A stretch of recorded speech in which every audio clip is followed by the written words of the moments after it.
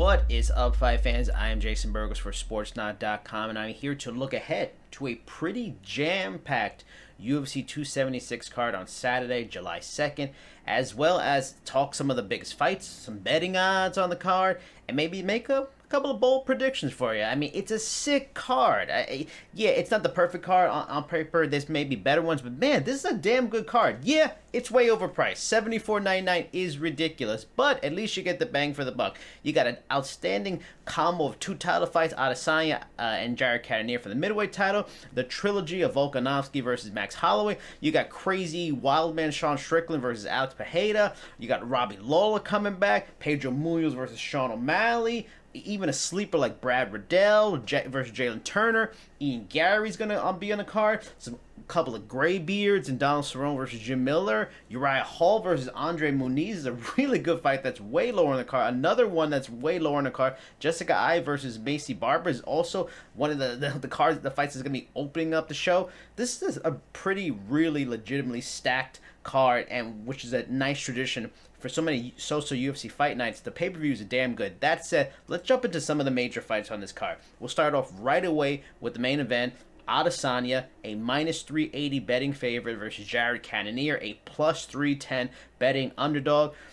Simply put, does Cannonier have to follow kind of a similar game plan to Robert Whittaker, which is showcase an all-around MMA style and definitely wrestle? And short answer, yeah, hell yeah, he has to do that. He really needs to. No one is a better striker than Israel Adesanya on the planet, maybe.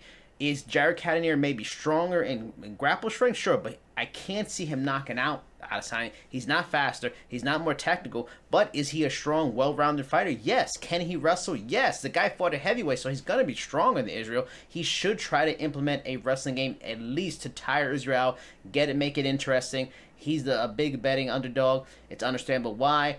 In that case, does maybe Adesanya kind of overlook Jared Cannonier a little bit because he doesn't feel enough of a test? It's something we've seen many great fighters do. We've seen champions do it. Might have maybe happened with Amanda Nunes in her fight. Maybe might have happened with Rose Namajunas in her loss. But considering Israel Adesanya, he just seems so focused, so hyper-focused on being the best fighter on the planet, maintaining the legacy, the standard he set. I can't see him overlooking Jared Cannonier. I'm going to pick Adesanya in this fight. I'm going to say probably TKO third round. I think Jared Cannonier will make it interesting enough for the first few rounds before Adesanya figures him out and eventually starts to pick him apart. Moving on from there, trilogy fight, Alexander Volkanovski is a minus 195 favorite to Max Holloway, the greatest featherweight of all time, at a plus 165. The real thing to wonder is, can Max Holloway finally win? He's lost both of the first two fights, both of them highly competitive, close fights. The second was a split decision. A lot of people thought, not everybody maybe, but a good amount of people thought maybe Holloway won the second fight. It should be 1-1 going into a rubber match. It's an interesting trilogy nonetheless. It's a big fight nonetheless. Maybe the fight most people are looking forward to because these are two legitimately the real pound-for-pound fighters in the same division at featherweight. Can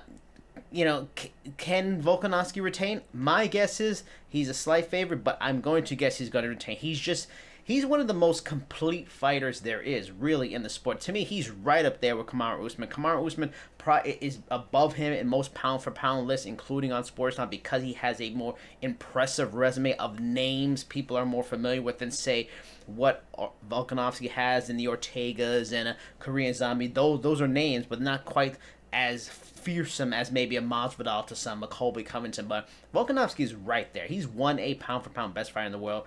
Nothing against Max Holloway, but there just seems like there's more ripples and more little nuances to Volkanovski's game that makes him so special. And I think he'll eke out another close fight. Wouldn't be surprised if this is a split decision as well. And if it's a split decision, maybe that does open a door for Max Holloway win because of crazy judging in MMA. But I said I'm picking Volkanovski.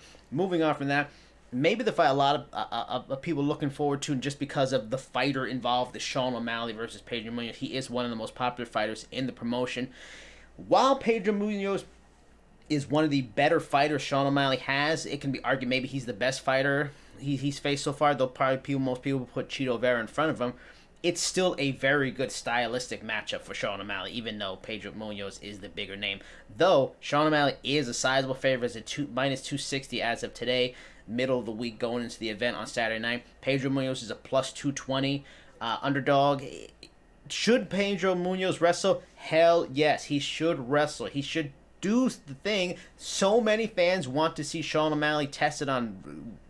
Like Raulian Paiva did a little bit of it, but Raulian Paiva was a guy who was a former flyweight moving up to bantamweight. Let's see someone who's a strong, legitimate sized bantamweight try to do this. If he can do it, fine. Then it continues to prove that Sean O'Malley is not an easy test to get taken down. Maybe against a high level wrestler like a Merab Dvalishvili, that might change down the line, but he should at least try to wrestle because stylistically it's not a great matchup for Pedro Munoz. He's a good striker, he's a durable, tough guy, but Sean O'Malley is just more technical. He's got the range, he uses his range well, he's more diverse. If this fight continues to stay standing, I think Sean O'Malley will get maybe taken down. I think Pedro Munoz will try to do at least once, and he'll get it. He'll extend it. It'll probably go to a decision, but I'm going to pick Sean O'Malley in this fight to win.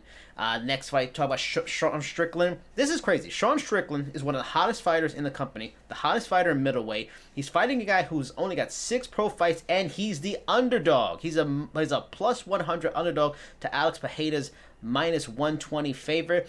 That just shows you the respect that odds makers have for Alex Pereira's skill set as a star champion in kickboxing. He's just that dangerous. And Sean Strickland's style is very stand-up oriented. He likes to pressure. He's a good striker, but that's how his game works. Pressure, maybe not overly technical like an Israel Adesanya, but he's good.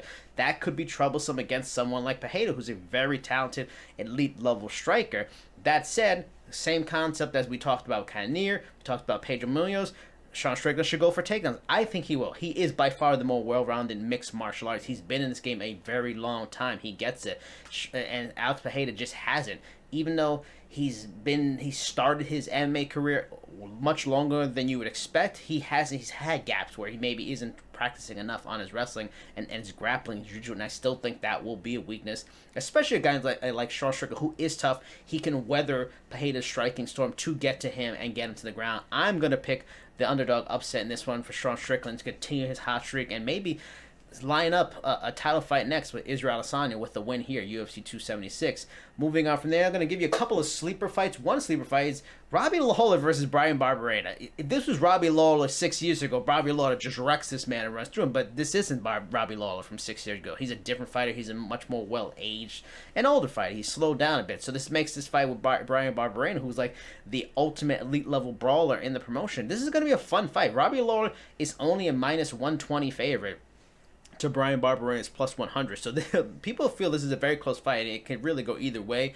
I think in the end, Robbie Lawler probably gets through with a decision. He isn't quite the killer he used to be, and I think Bryan Barberena is durable and tough enough that he will get through the fight. He'll have some moments, and he'll do some things against Robbie Lawler, but I think even a older, slowed down Robbie Lawler is still more of a technical fighter, knows the right things, is more experienced in high level combat, that he gets the win over Bryan Barberena, which is easily a fight that can steal the show, maybe a fight of the night. Another sleeper to look out for. Mentioned it earlier, a couple of graybeards in Jim Miller and Donald Cerrone. Jim Miller is a minus 210 favorite. Donald Cerrone's plus 180. And what's funny is this is a rematch of a fight Donald Cerrone won in 2014 with a highlight reel head kick and then eventual knockout in the second round. But that just shows you how far Donald Cerrone has fallen in the last years. In the last years, he's 0-5-1 in his last 6. The one that won probably should be still also be a loss. Should be 0-6 in his last 6 fights. He's not looking good. Jim Miller has won 2 in a row. Both of them second round KO wins. So it just seems like Jim Miller's the one on the rise. He's still, even though he's at a much more advanced age, he's still performing at a higher level. That said, I still think this could be a tough matchup for Jim Miller. Even though Donald Cerrone isn't the guy he used to be, Jim Miller still hasn't ever really become a true scary threat as a striker. He's definitely better than he was years ago, and he definitely could catch Donald Cerrone and hurt him and knock him out. And that's a good chance. Probably what odds makers picking. But I think Donald Cerrone, even at this age, he's still a tough matchup striking wise. He's not easy to take down. Even when you get him on the ground, he's hella trouble. Jim Miller's not just going to dominate there. So oddly enough, I'm going to pick the guy who hasn't won in quite a few years in Donald Cerrone to get his first win in a while. Upset Jim Miller here at UFC 276, and that's it.